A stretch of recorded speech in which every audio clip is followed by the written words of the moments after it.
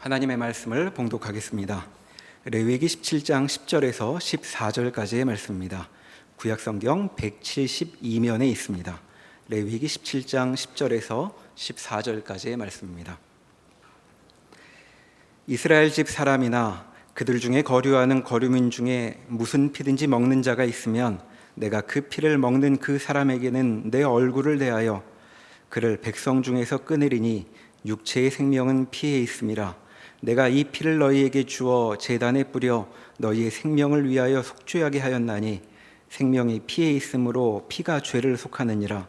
그러므로 내가 이스라엘 자손에게 말하기를 너희 중에 아무도 피를 먹지 말며 너희 중에 거류하는 거류민이라도 피를 먹지 말라 하였나니 모든 이스라엘 자손이나 그들 중에 거류하는 거류민이 먹을 만한 짐승이나 새를 사냥하여 잡거든 그것의 피를 흘리고 흙으로 덮을지니라. 모든 생물은 그 피가 생명과 일체라.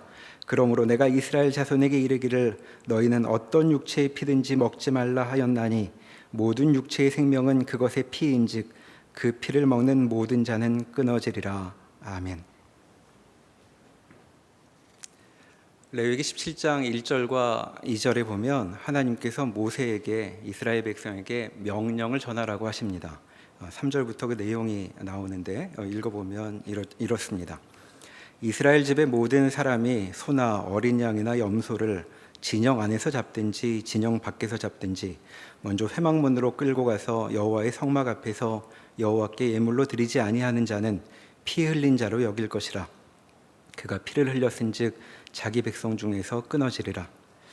자, 이 명령은 이스라엘 사람들이 가축을 잡는 상황과 관련이 됩니다. 가축을 잡을 때는 반드시 잡으려는 동물을 여호와 하나님이 임재하시겠다고 한 성막 앞으로 가져가서 거기서 잡아야 한다는 것이죠. 그런데 이 명령은 아주 간략하게 되어 있어서 별다른 단서가 붙어 있지 않습니다. 그러니까 이 명령이 수행되어야 할 상황을 좀 더 분명히 말한다면 가축을 잡는 이유가 무엇이든지 간에 라고 덧붙여 볼 수 있겠습니다. 그러니까 가령 고기를 먹고 싶어서 도축을 하려고 할 때에도 언제나 성막 앞으로 가서 가축을 잡아야 한다는 것이죠. 당시 이스라엘이 성막을 중심으로 진영을 꾸리고 있던 것을 보면 이 명령을 지키기가 그렇게 어렵지는 않았을 것 같습니다. 그래도 우리에게는 여전히 좀 낯설어서 고기 좀 먹겠다는데 굳이 하는 생각이 들기도 하죠. 자, 이어지는 5절에 보면 이렇게 성막 앞으로 가축을 데려올 때 어떻게 행해야 하는지 그 절차가 좀 더 구체적으로 설명되고 있습니다. 그런즉 이스라엘 자손이 들에서 잡던 그들의 제물을 회막문 여호와께로 끌고 가서 제사장에게 주어 화목제로 여호와께 드려야 할 것이요 제사장은 그 피를 회막문 여호와의 제단에 뿌리고 그 기름을 불살라 여호와께 향기로운 냄새가 되게 할 것이라. 자, 4절에서 짐승을 잡으려면 여호와께 예물로 드려야 한다고 말했는데 여기 보니까 이것이 제사 제물로 바치라는 말인 것을 알 수 있습니다. 잡으려는 동물은 화목제 제물로 취급이 되니까 짐승 잡는 일은 그저 도축이 아니고 하나님께 드리는 제사가 되는 것이죠. 그러니까 이스라엘은 동물을 잡을 때마다 화목제 제사를 드리게 되는 것입니다. 이것을 보면 그저 그 짐승을 잡겠다는 것인데 왜 하나님은 굳이 없어도 될 것 같은 이런 절차를 하나 추가하실까 하는 생각이 들기도 하죠. 그저 간만에 고기 좀 마련해서 잔치를 벌이겠다는데 하나님이 굳이 이렇게 중간에 끼어드실 것은 뭐가 있을까 그런 생각이 드는 것입니다. 조금 더 나가보면 보통 우리 경험으로는 어떤 일의 중간에 절차가 하나 더 생기면 번거로워지는 것을 잘 알고 있죠. 그때는 중간에 낀 사람에게 수고를 취하느라 사례도 해야 되고 이제 통행세 같은 것이 붙는 것을 우리는 알고 있습니다. 자, 이런 의문도 드는데 사실 본문에 보면 이제 이런 질문에 대해서는 금방 답을 찾을 수 있죠. 자, 지금 하게 되는 일은 화목제라고 말합니다. 자, 화목제는 하나님께서 명하신 5가지 제사 중에 하나인데 앞에 레위기 3장에서 그 절차가 소개된 바가 있죠. 이 제사를 드리려고 하는 사람은 제물을 마련해서 성막으로 나와야 합니다. 그러면 그 제물의 머리에 안수를 한 후에 직접 제물을 잡아야 했죠. 그러면 제사장이 먼저 피를 받아서 제단 사방에 뿌립니다. 그리고 하나님께서 명하신 기름 부위를 갈라내서 제단에 사르게 되는데, 그것을 하나님께서 향기로운 제물이라고, 하나님께 향기로운 냄새가 된다고 여기 기록하고 있습니다. 그때 하나님께서 바치라고 하시는 그 기름은 우리가 아는 고기 옆에 붙은 비계 같은 것이 아니고 내장을 감싸는 막 같은 것입니다. 그러니까 사람이 보통 먹을 수 있는 그런 부위가 아니죠. 자, 그렇게 이 제사 절차를 따라서 제사를 행하고 나면 제물이 대부분 그대로 남게 됩니다. 바로 그것이 고기가 되는 것이죠. 그러니까 제사를 드렸는데 실은 제물이 좀 남아있는 정도가 아니라 제물이 그대로 있게 되는 상태가 되는 것입니다. 그리고 화목제에 남아있는 중요한 절차는 그 남아있는 고기를 사람들과 함께 나누어 먹는 일이었습니다. 작은 동네 잔치에도 돼지 한 마리면 다 먹고도 남는데, 화목제에 드리는 제물을 보면 몇 명이서는 다 먹을 수 없는 그런 풍성한 고기가 남아있게 되는 것을 우리가 그 앞에 말씀을 통해서 확인할 수 있죠. 이런 점을 보면 사람들이 고기를 먹겠다고 짐승을 잡을 때 화목제로 드린다고 해도 하나님께서 중간에 끼어드시는 바람에 잃어버리게 되는 것은 거의 없습니다. 제사 후에도 고기는 원래대로 풍성히 남아있고, 그러니까 잔치를 벌이려고 했다면 잔치 분위기도 그대로인 것이죠. 그러니까 이 명령이 하나님께서 중간에 뭘 좀 얻어내시려고 명하신 것이 아니라는 것을 우리가 어렵지 않게 알 수 있습니다. 그런데 사실 성경은 이런 유치한 질문 말고 우리 관심을 좀 더 질문다운 질문으로 돌리도록 인도하고 있죠. 자, 상황을 다시 한번 그려보자면 이스라엘 사람들도 우리 잔치 때 그렇듯 평소에는 먹기 어려운 고기를 음식으로 준비해서 좋은 식사 시간을 가지려고, 그렇게 해서 흥겨운 시간을 보내려고 하는 것일 수 있습니다. 자, 그럴 때조차 왜 굳이 이들은 성막으로 나와야 했던 것일까? 자, 이런 질문이 드는 것을 하나님께서 아시는 것처럼 7절의 말씀이 이렇게 이어집니다. 그들은 전에 음란하게 섬기던 순념소에게 다시 제사하지 말 것이라. 이는 그들이 대대로 지킬 영원한 규례니라. 여기 순념소를 성서공회에서 좀 더 최근에 번역했던 새 번역에서는 순념소 귀신 또는 순념소 우상이라고 번역하고 있습니다. 자, 이것을 보면 이스라엘에게는 여호와 하나님을 섬기는 여호와 신앙 말고 순념소로 형상화되고 있는 다른 신을 섬기는 습속도 여전히 있었던 것으로 보이죠. 자, 이집트에서 나온 이스라엘은 몇 달 만에 시내산 앞에 도착해서 하나님과 언약을 맺습니다. 자, 언약의 내용은 하나님께서 이들의 신이 될 것이며 이들은 하나님의 백성이 될 것이라는 내용이었습니다.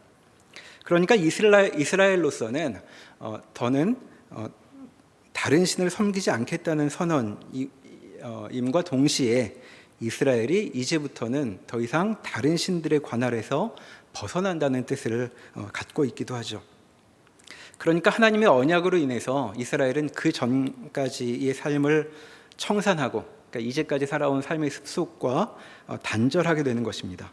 자, 그러면 이제까지는 어떻게 살아왔을까 생각해 볼 수 있는데, 방금 7절 말씀에서 보듯이 이들은 여호와 신앙을 물려받기도 했지만 동시에 다른 신들도 섬겼던 것 같습니다. 이해가 안 되는 것도 아닙니다. 자, 이스라엘 백성들은 이집트에 가서 산 것이 400년이었죠. 가나안 땅에서도 그랬겠지만 이집트 땅에 가서도 그들이 경험한 것은 이런 것이었습니다. 야곱 자손들이 사는 거주지 바깥으로 나가면 이들이 섬기는 여호와 하나님을 전혀 모르는, 즉 다른 섬기는 사람들이 다수였던 그런 세상이었죠. 그리고 그들의 종교는 신상으로 또 신전으로 이제 여기저기 표현되어 있었습니다. 그러니까 이들이 모여 살던 곳 바깥은 이들과는 전혀 다른 가치관에 따라 돌아가는 그런 세계였던 것이죠. 자, 이렇게 살던 사람들이 지금 이집트를 떠나왔는데, 이집트를 떠나 가나안 땅으로 가고 있는 이 여정 가운데 겪게 되는 세계가 무엇인지도 우리는 짐작해 볼 수 있습니다. 이집트와 마찬가지로 이 광야도 하나님을 섬기기는커녕 여호와 하나님 같은 분이 있는지도 모르는 그런 세계였던 것이죠. 그러니까 여러 신들이 가는 곳마다 제각기 자기 소유권을 주장하고 있는 그런 땅을 지금 지나고 있는 중이었던 것입니다. 자, 그러니까 진영 바깥 저 광야는 어떤 곳이었을까요? 이스라엘 사람들에게 그곳은 역시 다른 신들이 지배하는 영역으로 느껴졌을 것입니다. 5절에 보면 들에서 잡던 그들의 제물이라고 해서 이제 짐승을 들에서 잡을 수도 있는 경우를 상정하고 있죠. 자, 이들이 하나님과 언약을 맺기 전에는 다른 신들도 섬기고 살았다면 그들은 진영 바깥에 나가면 자신들을 지금 부른 여호와 하나님과는 다른 신들이 관할하고 있는 그런 공간 속으로 들어간다는 느낌이 들었을 것입니다. 자, 거기 가면 자기들이 아직 모르는 그 땅의 주인들이 자기를 쳐다보고 있는, 지켜보고 있는 것을 의식하게 되었겠죠. 자, 로마에 가면 로마법을 따라야 한다라는 말을 우리는 알고 있습니다. 어디를 가든지 그곳의 관습을 존중하여야 삶이 편하다는 즉 그런 지혜인데, 사실 이것이 사람의 사는 방식만을 가리키는 것이 아니겠죠. 정말 땅의 주인이 그저 사람이 아니고 신들이라면 신들의 방식을 존중해야 된다는 생각은 더 분명했을 것입니다. 자, 우리 사회에서도 무슨 중요한 일을 할 때면 사람들이 고사를 지내는 것이 바로 그와 비슷한 정서일 것 같습니다. 무슨 분명한 체계가 이해되는 것은 아니지만 내게 중요한 이 일을 지켜보고 있는 무언가 보이지 않는 그런 존재가 느껴지는 것이죠. 그래서 가능한 한 그 심기를 건드리려고 하지 않는 것이 이제 사람들이 고사를 드리며 하는 의도일 것입니다. 바로 그와 같은 심정이 지금보다 신들에 대해 더 많은 의식을 하고 있던 사회에서는 더 심하면 심했지 우리와 다르지는 않았을 것이라고 생각해 볼 수 있죠. 그러니까 지금 광야에 나가면 이스라엘 사람들은 뒤통수에서 무언가 자기를 쳐다보는 느낌이 들 것입니다. 자, 그것이 바로 순념소 우상이라고 말할 수 있겠죠. 자, 짐승까지 잡을 때는 무언가 좋던 나쁘던 중대사가 있다는 뜻인데, 자, 이렇게 인생의 중요한 일을 치루어야 한다면 항상 땅 주인의 양해를 구해야 한다는 생각이 염두에 있었을 것입니다.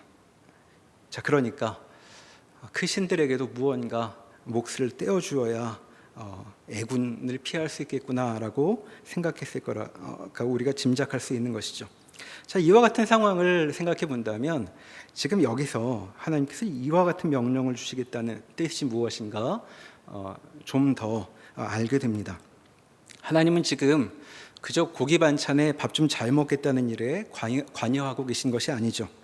자, 이스라엘은 하나님의 임재로 인해 진영 안에서는 전과 다른 삶의 질서를 경험하게 되었습니다.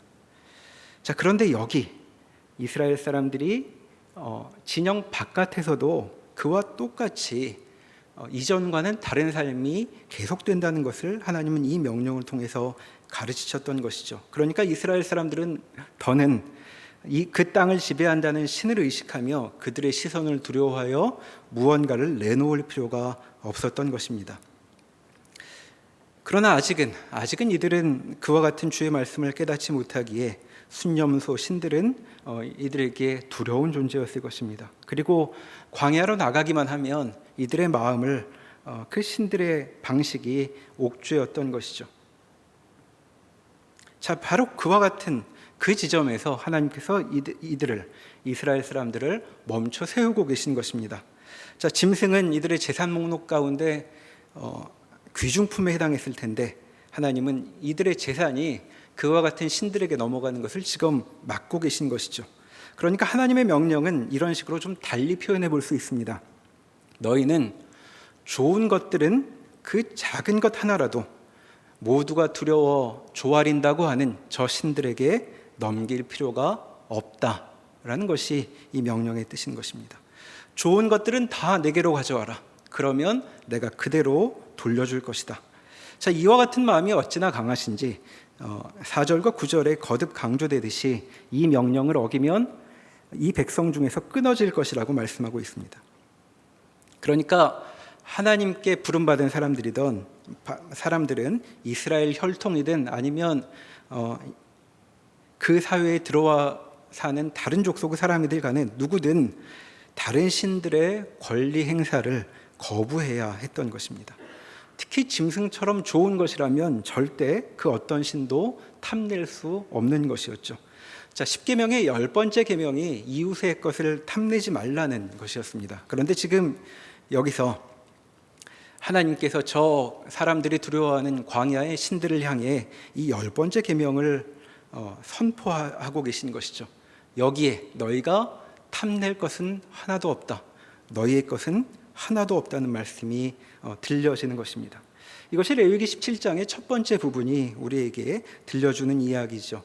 자, 레위기는 크게 두 부분으로 나눌 수 있습니다. 하나님께서 언약을 맺으실 때 이스라엘 백성을 제사장 나라와 거룩한 백성으로 그의 정체성을 정해 주셨는데 16장까지의 내용이 거룩한 삶이 제사장 나라가 무엇인가에 대한 이제 설명이었다면 이 17장부터는 거룩한 백성으로서 살아가는 삶이 무엇인가를 이제 가르치기 시작하고 있죠.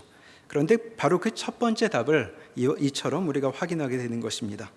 자, 거룩한 삶이란 무엇인가? 그것은 좋은 것은 진짜 신이신 여호와 하나님 외에는 돌리지 않는 것. 삶의 좋은 것은 출애굽을 시키신 여호와 외에는 그 어떤 신과도 관계없다는 사실을 기억하는 것. 그것이 바로 거룩한 삶의 첫 번째 걸음이라고 성경이 우리에게 가르쳐주고 있는 것이죠. 그런데 레위기 17장은 방금 우리가 본 이 17장의 첫 부분은 우리에게 질문 하나를 남겨두고 있습니다. 자, 앞에서 보았듯 짐승을 잡을 때면 하나님께서 화목제 제물을 드리라고 말씀하고 계셨죠. 앞에서 보았듯 제물로 드렸지만 사실 사람들이 즐겨 먹는 부위들은 모두 그대로 남아 있습니다. 그러니까 하나님께서 가져가시는 것이 없는 것이죠. 그런데 예외적으로 하나님께서 그 소유권을 절대로 양보하시지 않는 것이 하나 남아 있습니다. 자, 그것이 바로 피이죠. 자, 화목제물의 피는 제사 드리는 자에게 돌아오지 않습니다. 자, 17장을 보면 피라는 말이 여기저기 여러 차례 언급되고 있습니다. 앞에서 보았던 4절에서도 이렇게 말씀하였죠. 먼저 회막문으로 끌고 가서 여호와의 성막 앞에서 여호와께 제물로 드리지 아니하는 자는 피 흘린 자로 여길 것이다. 그가 피를 흘렸은즉 자기 백성 중에서 끊어지리라.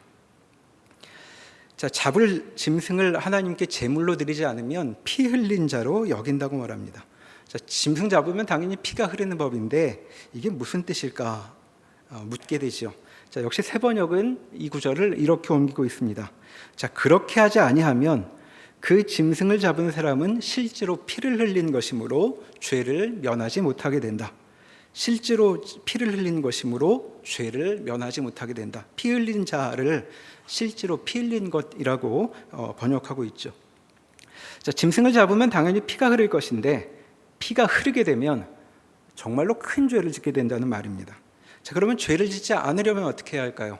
자, 성막으로 가져와서 짐승을 잡아야 합니다.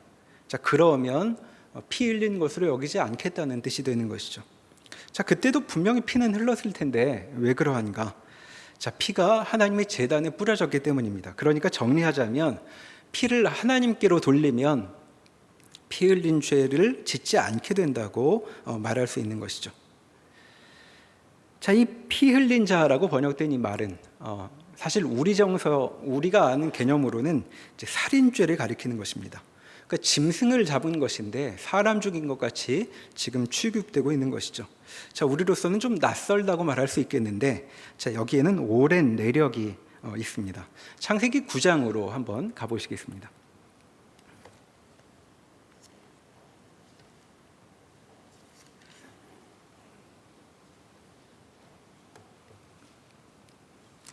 자, 창세기 9장에 보면 노아 시절 이야기인데 홍수가 끝난 다음의 상황을 그려내고 있죠.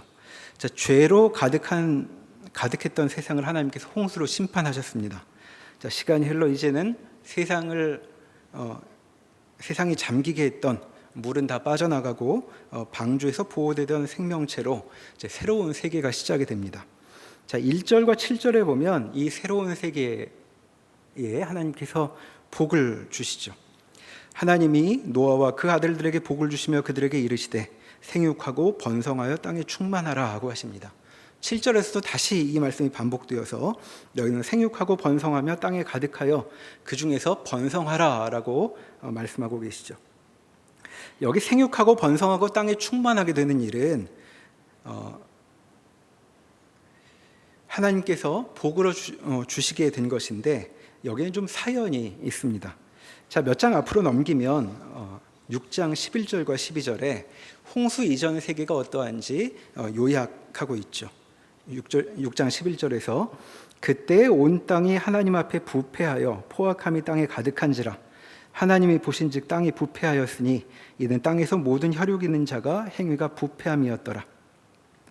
자, 온 땅에 포악함이 가득했습니다. 자, 그 몇 절 위에 보면 5절에 가보면 사람의 죄악이 세상에 가득했다고 말하죠. 그래서 온 땅에 포악함이 가득하게 되었다고 말하는 것입니다. 자, 그래서 세상은 사람만 나쁜 것이 아니고 세상 전체에 포악함이 가득했던 것이죠. 요즘 우리가 날씨에서 경험하고 있는 것처럼 사람의 잘못은 사람의 잘못으로 끝나지 않습니다.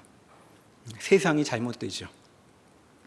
다른 모든 만물을 다스릴 권한을 받은 자가 타락하면 세상이 저주 속에 몰아넣어지게 되는 것입니다. 자, 그래서 12절에 보면 모든 혈육 있는 자가 자의 행위가 부패했다고 여기 말씀하고 있죠. 자, 모든 혈육 있는 자, 이것은 인간만 비유적으로 표현하는 것이 아닙니다. 인간뿐만 아니라 모든 혈육 있는 자가, 그러니까 동물도 모두 잔인하게 되었다, 포악했다라는 말씀이 되는 것이죠. 그러니까 홍수 이전 세계를 그려보자면 이런 것입니다. 자, 사람에게 몹시 시달려서 어디 저기 사람 없는 곳에 가서라도 좀 한숨 돌려야 되겠다 하고 자연으로 나가면 거기서도 숨 돌릴 형편이 아니었다는 것이죠. 자, 사람이 무서워 사람 없는 곳으로 가면 사람보다 더 무서운 그런 동물들로부터 피해야 하는 그런 곳이었던 것입니다. 그러니까 세상은 참으로 무서운 곳이었던 것이죠. 자, 이런 점에서 홍수가 사람만이 아니라 이 땅 위에 생명들을 모두 쓸어버린 이유를 짐작해 볼 수 있습니다. 자, 그런 땅이었는데 홍수 후에는 이제 새로운 세계가 펼쳐지는 것이죠. 자, 세계가 어떻게 새로워졌는가? 그것이 9장 2절에 이렇게 묘사되고 있습니다. 땅의 모든 짐승과 공중의 모든 새와 땅에 기는 모든 것과 바다의 모든 물고기가 너희를 두려워하며 너희를 무서워하리니 이것들은 너희의 손에 붙였음이니라. 모든 산동물은 너희가 먹을 것이 될지라 채소같이 내가 이것을 다 너희에게 주었노라.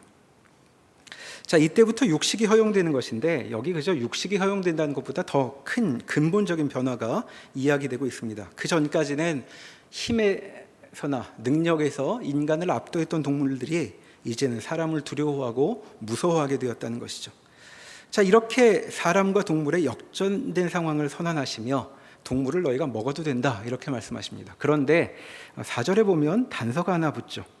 자, 그러나 고기를 그 생명되는 핏째 먹지 말 것이니라. 내가 반드시 너희의 피 곧 너희의 생명의 피를 찾으리니 짐승이면 그 짐승에게서 사람이나 사람의 형제면 그에게서 그의 생명을 찾으리라. 다른 사람의 피를 흘리면 그 사람의 피도 흘릴 것이니 이는 사람이 자기 형상대로 하나님이 자기 형상대로 사람을 지으셨음이니라. 자, 5절과 6절에 보면 쉽게 사람 죽이는 일에 대한 경계로 읽을 수 있습니다. 자, 다른 사람의 피를 흘리면이라는 말에서 보면 살인은 결코 쉽게 용서될 수 없다. 반드시 피 흘리게 한 사람의 피로 처벌돼야 하는 말씀이죠. 자, 그런데 지금 이 말씀의 맥락은 사람 목숨이 중요하다는 것이 아닙니다. 자, 4절에서 보듯 지금 육신이 허락되었다는 이야기에서 지금 이 이야기까지 진전되고 있었던 것이죠. 그러니까 5절에 나오는 내가 반드시 너희의 피, 곧 너희의 생명의 피를 찾으리니 라는 이 말씀에서 이 너희는 노아의 가족들뿐만 아니라 이들과 함께 있는 동물들의 피까지 모든 것을 가리키는 것입니다.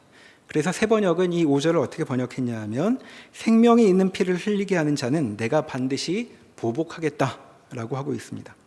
자, 그러니까 동물의 피에 대해서도 사람의 피처럼 그 피를 흘리게 하면 자신의 피를, 자신의 생명을 그 값으로 내놓아야 한다고 말하고 있는 것이죠. 물론 6절에서 보듯 사람은 하나님의 형상을 품고 있기 때문에 더 귀중하게 여겨지지만, 그럼에도 불구하고 동물의 피도 그 정도까지는 아니어도 여전히 아주 무겁게 취급되고 있는 것을 보게 되는 것입니다. 동물이건 사람이건 생명은 중요한 것이고, 그 생명은 사람이 대가를 치르지 않고 마음대로 가질 수 없는 것이라고 이야기하고 있는 것이죠. 다시 레위기 본문으로 돌아와 보면 이와 같은 고래의 전통이 지금 이스라엘 사람에게도 그대로 이어지고 있는 것을 알게 되는 것입니다. 자, 짐승을 잡을 때 피를 함부로 취급하게 되면 우리가 사람을 죽일 때 부과되는 것 같은 그런 무거운 죄를 짓게 된다고 여기 말씀하고 있는 것이죠. 자, 그러면 피는 어디로 가야 하는가? 동물을 잡은 자가 가져도 안 되고, 저 광야에 신들이 가져도 안 되고, 하나님께 바쳐져서 그 제단에 뿌려져야 한다는 것입니다. 즉 피는 하나님께로 가야 되는 것이죠. 자, 이와 같은 일의 중요성은 레위기 17장 10절에 보면 다시금 이렇게 강조되고 있습니다. 자, 피를 먹는 자에게는 하나님이 당신의 얼굴을 대하여 그를 백성 중에서 끊어버리실 것이라고 말씀하고 계시죠. 자, 얼굴을 맞대고 죽이겠다고 노려보시겠다고 말씀하니 이 죄가 얼마나 큰 것인지 알 수 있겠습니다. 그럼 대체 왜 이렇게 중요한 것인가? 11절에 그 이유가 나오죠. 육체의 생명은 피에 있음이라 내가 이 피를 너희에게 주어 제단에 뿌려 너희의 생명을 위하여 속죄하게 하였나니 생명이 피에 있으므로 피가 죄를 속하느니라.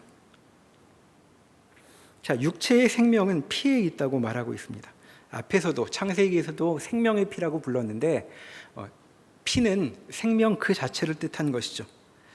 자, 그래서 피는 사람이 함부로 다룰 수가 없습니다. 자, 그런데 방금 읽은 부분에 보면 이 피를 너희에게 주었다고 말씀하시죠.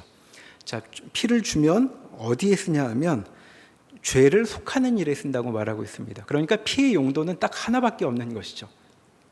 죄를 속하는 것. 자, 이 일을 하려면 어떻게 해야 하냐면 하나님께 드려서 하나님께 바쳐져야 합니다. 그러니까 이와 같은 용도가 있긴 하지만 피는 사람 손에 주어지는 것이 아니라는 것을 알 수 있게 되는 것이죠. 자, 그러니까 하나님은 지금 피를 먹지 못하게 하셔서 생명을 사람 손에서 쥐어주지 않고 있는 것을 우리가 보게 되는 것입니다. 이것이 이스라엘의 삶의 근본적인 삶의 조건이라고까지 말할 수 있는 것이죠. 자, 정리해 보자면 거룩한 백성으로 부름받은 사람은 어떻게 사는 것인가? 17장은 이렇게 가르쳤습니다. 자, 그 어떤 신의 눈치도 보지 않고 고기를 먹을 수 있습니다. 자, 하나님께 바치기만 한다면 인생의 좋은 것들을 누릴 수 있는 것이죠. 하지만 그렇게 고기를 마음껏 먹을 수 있다고 해서 피까지 자기 손에 마음대로 주무를 수 있는 것은 아닌 것입니다. 그러니까 이스라엘이 누리는 이 풍성함에는 제한이 있는 것이죠. 자, 우리 눈에는 고기를 먹으려면 생명의 희생은 불가피해 보이는데 하나님은 고기와 생명을 지금 굳이 구분하고 계십니다. 고기는 얼마든지 가능하다. 그러나 피는, 생명은 허락되지 않는다라는 것이 이 거룩한 삶의 내용인 것입니다. 자, 이것이야말로 이스라엘만이 아니라 인류 모두에게 주어진 삶의 조건이라고까지 넓혀서 말할 수 있겠습니다. 인간은 생명에서 비롯된 좋은 것들을 얼마든지 누릴 수 있습니다. 이것이 하나님의 창조에 담긴 의도였죠. 그러나 오해하지 말아야 할 것이 있습니다.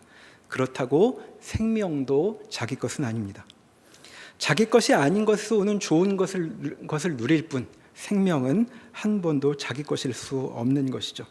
자, 심지어 우리 자신의 생명조차도 우리 것이 아니라는 것을 우리는 나이가 들면서 누구든 직면하게 됩니다.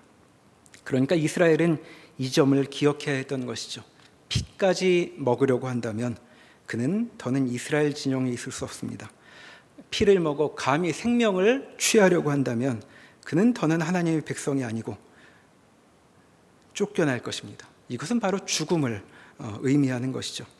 자, 생명을 제 손에 넣겠다는 이 행태가 가진 위험을 예수님께서 이렇게 말씀하신 바가 있습니다. 잘 아는 말씀, 마태복음 10장 39절에서 예수님께서 이렇게 말씀하셨죠. 자기 목숨을 얻는 자는 잃을 것이요 나를 위하여 자기 목숨을 잃는 자는 얻으리라. 자, 목숨을 얻겠다고 하는 그 모든 시도는 실패로 끝날 것이라고, 오히려 목숨을 잃는 것으로 끝날 것이라고 말씀하고 있습니다. 자, 유진 피터스 목사님의 메시지에 보면 이 말씀을 이렇게 의역했죠. 너희의 1차 관심사가 자신을 챙기는 것이라면 너희는 절대로 자신을 얻지 못할 것이다. 그러나 너희 자신을 잊어버리고 나를 바라보면 너희 자신과 나 둘 모두를 얻게 될 것이다. 자, 여기서 이스라엘은 인간 머리로는 쉽게 받아들일 수 없는 그런 새로운 삶을 소개받고 있는 것입니다. 자, 생명은 결코 내 손에 줄 수 없다는 것, 이것이 이 삶의 신비라고 말할 수 있겠죠. 자, 우리 본능과는 너무 달라서 그냥 받아들이기가 어렵습니다. 그러다가 우리는 생명을 잃는 것은 아닐까 하는 의문이 듭니다. 자, 좋은 것을 얻으려면 결국은 생명을 쟁취해야 되는 것 아닌가? 좀 더 쉬운 표현으로 이게 다 먹고 살자고 하는 것 아닌가? 살자고 하는 일인데 생명을 놓으라고 말한다니, 살아남는 것을 놓으라고 말한다니 이것이 말이 되는가 하는 그런 의혹이 우리에게 자연스럽게 떠오르게 되는 것입니다.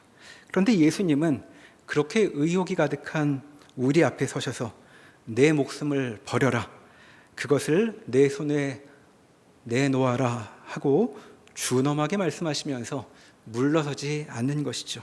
자, 우리는 여기서 답해야 하는 것입니다. 어떻게 답할 것인가? 우리가 정말 우리의 본능과도 같은 그 느낌을 버리고 예수님의 그 말씀에 무릎을 꿇게 된다면 우리는 그 전까지는 전혀 들어보지 못한 아주 묘한 말씀을 이어서 듣게 됩니다. 요한복음 6장 53절로 가보시겠습니다. 신약성경 153면에 있습니다. 자, 요한복음 6장 53절입니다. 자, 51절, 52절에 보면 예수님께서 내가 너희에게 생명을 주는 떡을 주겠다 이렇게 말씀하십니다. 그런데 그 떡은 내 살이다 라고 말씀하시죠. 그랬더니 의아해서 이스라엘 사람들이 묻습니다. 아니, 어떻게 살을 주겠다는 말이냐? 이제 그렇게 고개를 갸우뚱하고 있는데 예수님께서 한 발 더 나가시죠. 53절부터 읽어보겠습니다.